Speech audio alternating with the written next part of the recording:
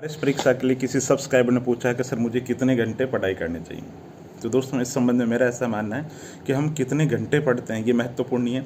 महत्वपूर्ण तो ये है कि जब हम पढ़ रहे हैं उस समय हम कितना ध्यान लगा करके पढ़ रहे हैं, हमारा कहीं भटकाव तो नहीं है। बहुत से छात्र क्लास में पढ़ते हैं, सर पढ़ा रहे हैं, ध्यान कहीं और है ना।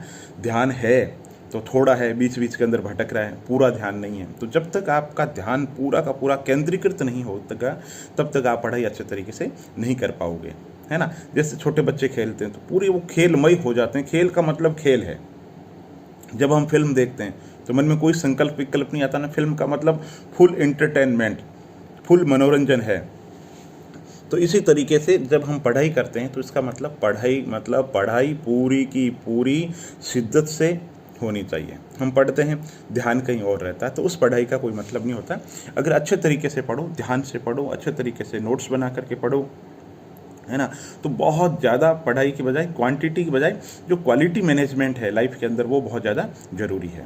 जैसे मैं आपसे कहता हूँ, आप कहते हो साहब बार बार पढ़ते हैं, बार बार पढ़ने की बात ही नहीं है। आपने भारत के संविधान की प्रस्तावना पढ़ी, अब प्रस्तावना आपने पढ़ लिया, साहब प्रस्तावना जो उद्देश्य प्रस्ताव है उसका भाग है। फिर आपने पढ़ा साहब प्रस्तावना के अंदर ये शब्द है इस संविधान संशोधन के द्वारा जोड़े गए।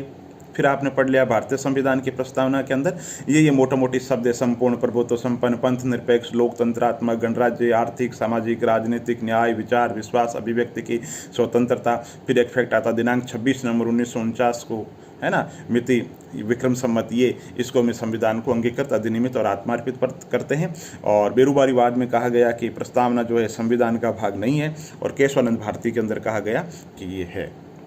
प्रस्तावना का महत्व क्या है? तो प्रस्तावना हमारे लिए गाइडलाइन का काम करती है। प्रशासक हो या हमारे संविधान निर्माता, उनके मन में था बल्कि जिन उद्देश्यों को लेकर के चलना है उनका जो व्यवहारिक जो रूप है वो प्रस्तावना है। अब और ये बातें आपने प्रस्तावना पढ़ ली, अब इसको बार बार आप क्या पढ़ोगे? मैं अगर आप 2 मिनट में बोल गया हूँ मुश्किल से इतनी बातें, तो आप सोचो आधा घंटा मान लो। तो अगर आप ध्यान से पढ़ रहे हो, देखो सबसे पहले जब पढ़ो तब ध्यान से पढ़ो, कमरा अमरा बंद करके, इस कुर्सी पे बैठ करके, बाहरी भटकाओं को छोड़ करके सिर्फ और सिर्फ पढ़ाई करने, यार दोस्त मित्र मंडली, उसमें कोई दिमाग के अंदर कुछ नहीं आना चाहिए, पहली चीज़। फिर ध्यान से पढ़ो, ध्यान से फिर उसके नोट्स बना लो, और थोड़े से समय बाद के अंदर उसके रिविजन कर लो। बस संपूर्ण जो सार है यही है, बाकी सब चीज़ें बकवास है। अगर आप देखो नए कैंडिडेट हो तो निश्चित रूप से थोड़ा ज़्यादा पढ़ना चाहिए, क्योंकि आपसे जो पहले पढ़ रहे हैं तो उनके पास में ज्ञान ज़्यादा है। तो उस मुकाम तक पहुंचने के लिए आपको थोड़ा सा ज़्यादा भी पढ़ना पड़ेगा, है ना। और कुछ लोग जो गवर्नमेंट जॉब में, वो कहते हैं गवर्नमेंट जॉब में है, समय नहीं मिलता। समय क्यों नहीं मिलता? आप गवर्नमेंट जॉब में है तो एक तो पहली बात तो आपका जो नींव है वो मजबूत है, तभी आप गवर्नमेंट जॉब में हो। आपका जो बेसिक ढांचा है वो तैयार है, आपको तो थोड़ा मॉडिफाइड करना हो, उसमें और चीज़ ऐड करनी है, ठीक है। तो इस तरीके से तैयारी करो। तैयारी करने का मतलब है जैसे गवर्नमेंट जॉब में है तो आपको जो समय मिल रहा है उस समय का अच्छे तरीके से यूटिलाइज कर लो, आपके लिए पर्याप्त होगा।